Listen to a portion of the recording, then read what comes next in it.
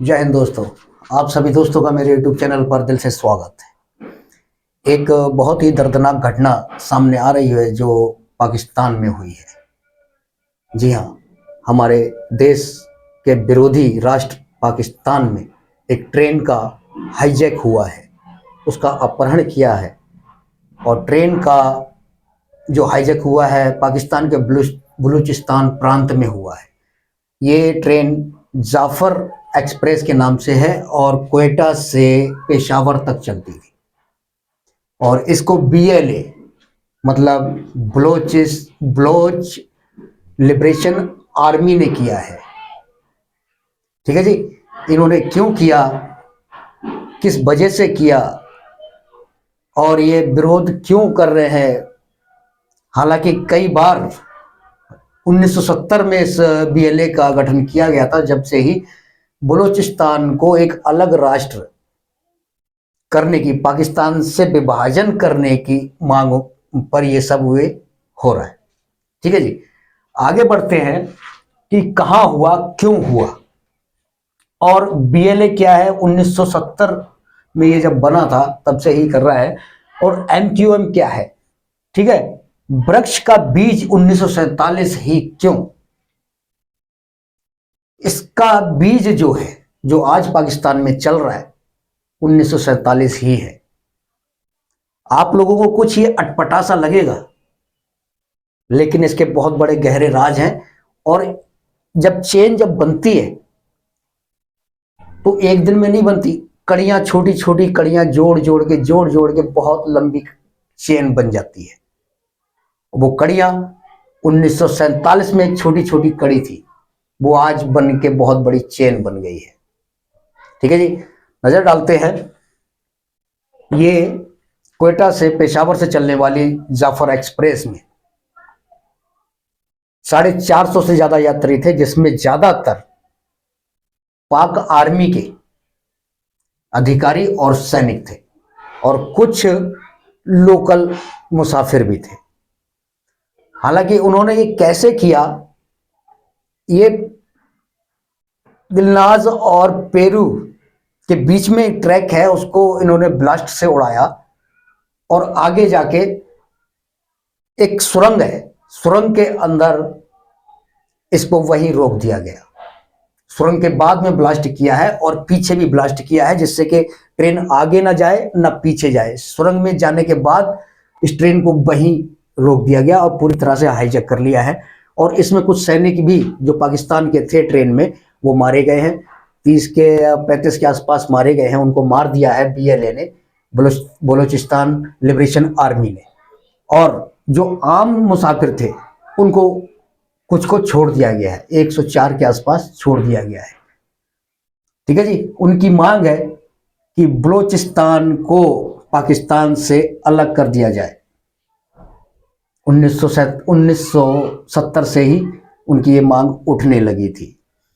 ये क्यों उठी, आज हम इस पे जानेंगे। ये बहुत गहरी चीज है। ठीक है जी। MQM ये क्यों बना।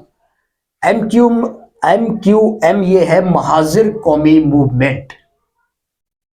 1947 में जब हमारे देश का बंटवारा हुआ,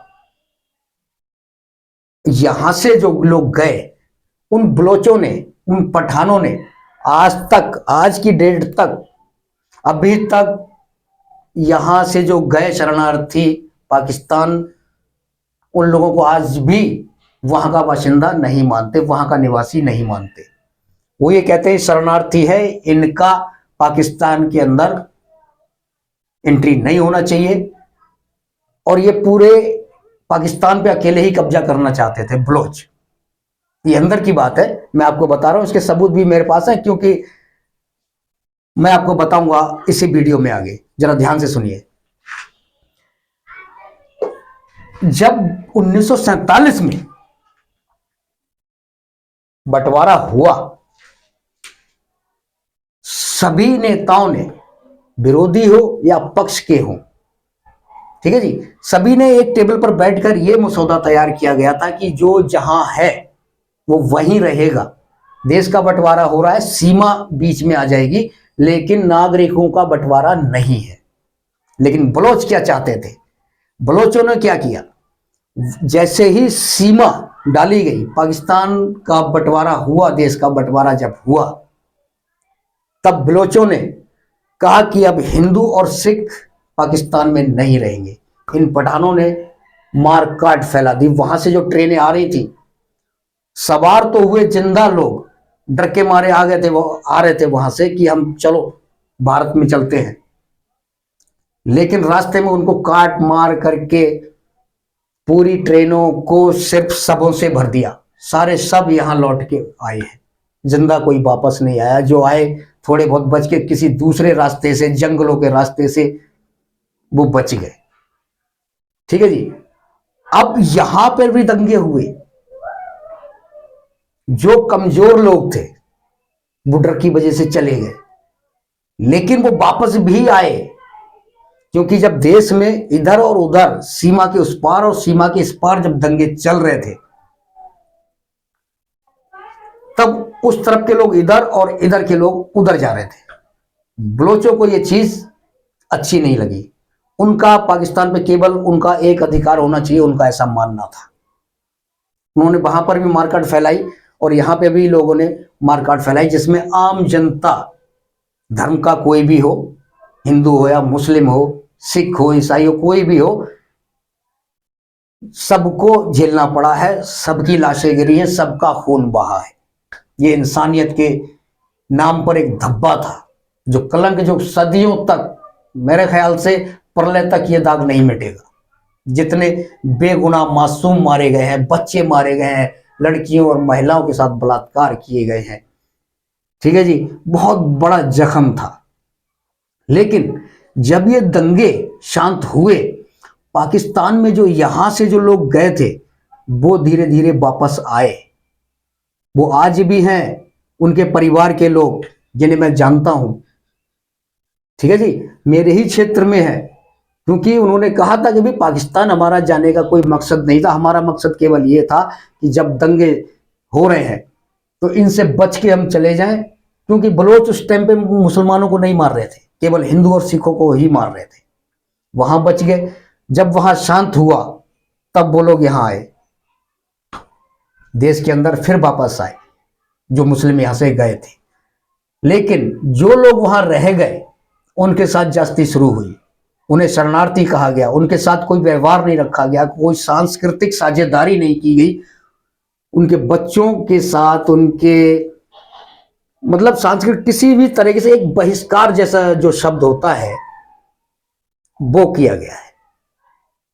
बहिष्कार। बलोच और एमक्यूएम तभी बना था ये महाजिर कौमी मूवमेंट, क्योंकि उन्होंने शरणार्थी ही कहा और आज भी कहते हैं।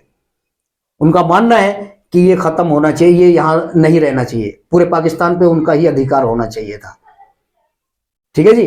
तो उन्होंने यहां से जो शरणार्थी गए, उन्होंने महाजिर कौमी मूवमेंट का गठन किया। अब क्या होता है, इनकी आवाज उठने लगी, महाजिर कौमी मूवमेंट की, जो यहां से जो लोग गए शरणार्थी लोग, उनकी आवाजें उठने लगी। अब इनमें टकराव पैदा हुआ है।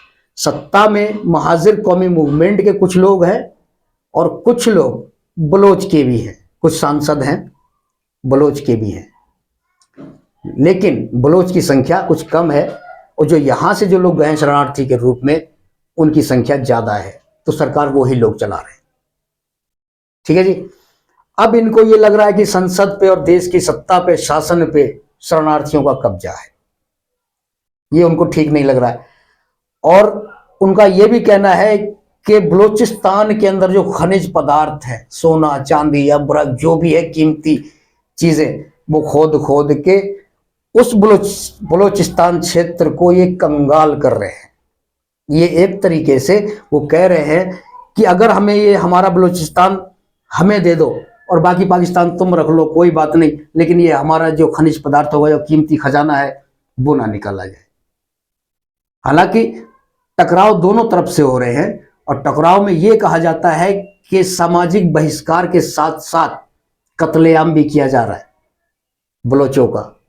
बलोच तो शुरू से ही ये चाहते थे कि पाकिस्तान पर केवल उन्हीं का एक अधिकार हो।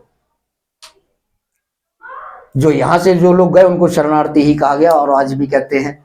तो ये शुरुआत 1970 से उन्होंने इस चीज को जबरदस्त तरीके से उठाया है और BLA का गठन 1970 में हुआ और उसके बाद MQM का गठन हुआ। मतलब पहला कदम BLA ने उठाया, बलोच लिबरेशन आर्मी ने। महाजिर कौमी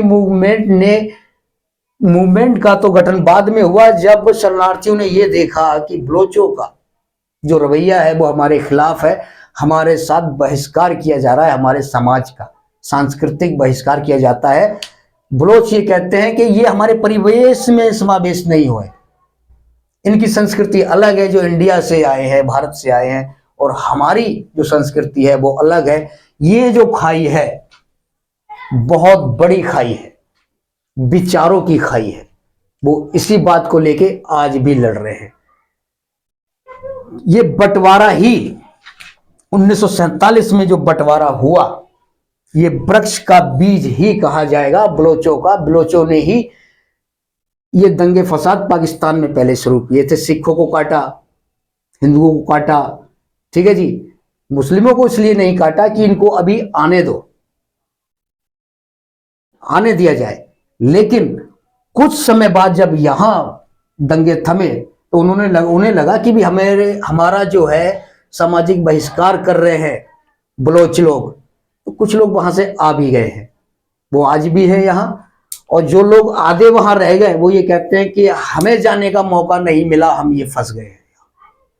तो कुल मिला के ये कहने का ये मतलब है कि पाकिस्तान में जो कुछ भी हो रहा है ये 1947 का वृक्ष का बीज है, बंटवारे का बीज है। वो यही चाहते थे। काटमार जो फैली, जो दंगे जो फैले, वो बलोचों ने ही करवाए, क्योंकि आक्रामक हैं, ये पठान हैं।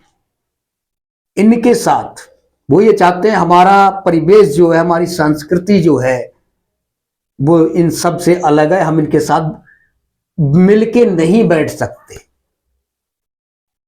ठीक है जी। ये जो ट्रेन है, ट्रेन को हाईजैक करने का और पाकिस्तान आर्मी को मारने का मकसद उनका यही था कि सरकार पे दबाव बनाया जाए, हमारी मांगे मानी जाए, बलूचिस्तान को अलग किया जाए, और जो हमारे जो कैदी है पाकिस्तान सरकार के जेलों में बंद जो है, जो एक्टिविस्ट हैं, जो टेररिस्ट तो खैर कहना हम लोग ठीक नहीं समझ रहे हैं, लेकिन अमेरिका, ब्रिटेन और यूरोप के कई देश जो है BLA को टेररिस्ट ग्रुप मानते हैं, आतंकवादी संगठन मानते हैं, क्योंकि इनकी एक्टिविटी जो है हिंसक है। वो हथियारों से बात करते हैं और जबान से नहीं, बैठ के नहीं, बातचीत नहीं, कुछ नहीं। ठीक है जी। आज के लिए इतना ही। फिर कभी अगले वीडियो में आपके साथ में फिर पेश होऊंगा। जब तक के लिए जय हिंद।